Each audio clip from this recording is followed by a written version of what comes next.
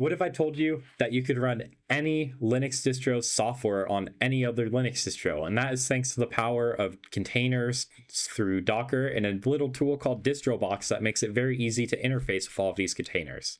Well, that is exactly what I'm going to be showcasing today. So this is a project called Distrobox. Here's a little screenshot they have showing a variety of containers here. If we head over to installation, many distributions are already packaging this, so this might already be in your distribution's repos. Otherwise, this actually is just a series of bash scripts, so it's pretty easy to install with just a simple curl command. And let's just dive straight into it. So first off, let's make the terminal dark mode, but let's start off by creating a container. So all we have to do is type distrobox create, and I'm just going to show the options here with -- help. But as you can see here, you can specify what type of distro you want. So you can do -- image, Fedora, or Alpine. I might be doing Arch for my demonstration. And then there's a bunch of different flags. You can add volumes to the container. You can actually give it a custom home directory if you want. And if you run -- NVIDIA, you can actually get NVIDIA passthrough going through it. Now let's just start off by creating a Distrobox container with Distrobox create -- image Arch Linux. We'll do latest -- name. I use Arch, by the way, too, because I already have a container named that. Oh yeah, you can't do spaces. I forgot about that. I use Arch, by the way. Bam. Now I am actually building a immutable distribution called StillOS, and I'm on that right now. And one of the things I'm not including in the base image just to prevent bloat and because of licensing things is FFmpeg, but that's a program I use a lot for my YouTube videos to convert files for Davinci Resolve. So let's do distrobox enter. I use Arch, by the way, too. And then it's going to start off your container and install basic packages and everything here, and give that a second, and it's complete. Now there is a small error right here. That's just because I have something called Homebrew installed that I use to get some CLI apps, and there's a little bug in my bash RC because it's applying to the Distrobox container, but just ignore that. That probably won't happen for you. So I'm gonna clear this. Now, as you can see, if I run ls/ and I go just to a random directory like user bin, it's kind of just the stuff you have pre-installed on Arch. There isn't going to be any things in this container that is in your actual root file system. However, if I do ls tilde for my home directory, that's actually my home directory. So it's able to interface with your home directory and things like that to even get things like your settings for things like GNOME, which we'll get into in a second. Now, if I just run pacman -s, which is the Arch package manager command, I can do FFmpeg. Since I don't have anything else installed, it wants me to grab Pipewire, but that's fine. I'll give that a minute to install. And now I can just simply use FFmpeg within this container. Now, what if I want to actually use it on my main system and I don't want to go into this Distrobox container every time I want to use FFmpeg? Well, all we have to do, distrobox -export -- bin/bin/ffmpeg, and now it's going to be installed into your home directory's bin path. So now let's exit out of this. I'm actually going to stop the container we just created with distrobox stop. I use Arch, by the way. And now if I want to use ffmpeg, it's going to start up the container and instantly be able to run ffmpeg. And now that the container started again, I can just run it. So now I have the Arch Linux package for ffmpeg on my main system. Now, what if I want to install a GUI app off, let's say, the AUR? Well, let's just install a simple AUR helper here.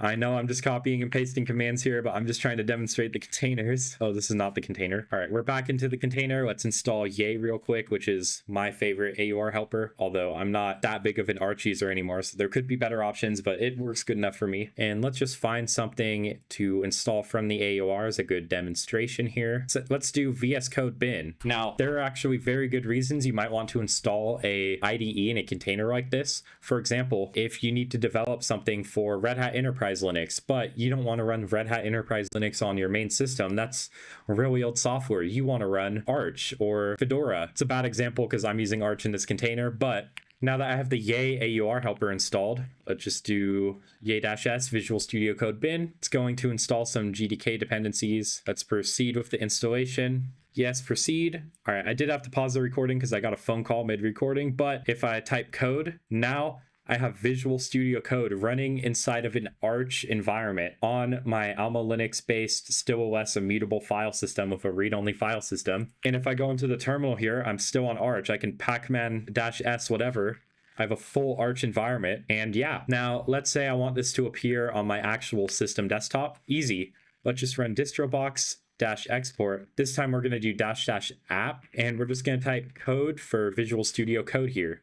And now I can minimize my terminal, head over to my desktop, and it is using the wrong icon here for some reason. I think that is because I have another app called Code on my computer. So it's using the icon for that code instead of Visual Studio Code. But now I have it fully integrated in my system right here that I can just quickly launch. And again, I'm in an Arch environment here. pacman-s is a command. So very, very, very useful for a lot of different use cases right here. Now, you can even use this to install Davinci Resolve with GPU pass-through. And this is actually how I edit my videos on Linux. I'm using Resolve through Distrobox with GPU pass-through. No issues whatsoever. Literally, the only issue I get is if I try and open the file manager for like where you put plugins in through the Resolve app itself, that doesn't work. That's literally the only issue I've had. It runs great. In fact, I get better performance on Distrobox with Davinci Resolve than I do running it on Windows. Now, I'm just going to do a quick StillOS plug for my Linux distro. I made a custom terminal emulator that actually heavily integrates Distrobox containers into it. So if I want to create a container, I can just go to new profile type, create a container profile, type the name,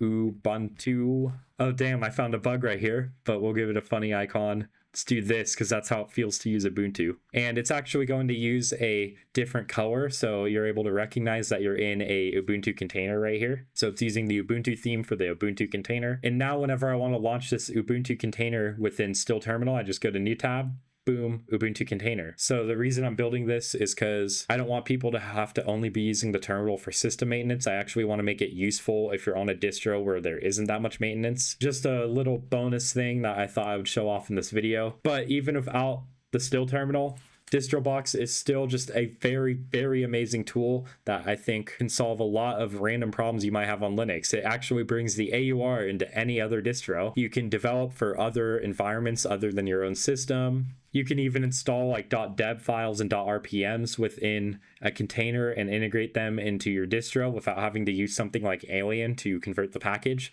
There's a lot of different use cases for this Distrobox system. This failed because I opened the container too early, but there we go. Now I am inside Ubuntu and I can install the snap version of Firefox with that. I'm actually not going to do that. I'm just memeing on Ubuntu, but hopefully this is a cool tool that you are now aware of. Let me know how you're going to use this tool in the comment section below, and I'll see you in the next video.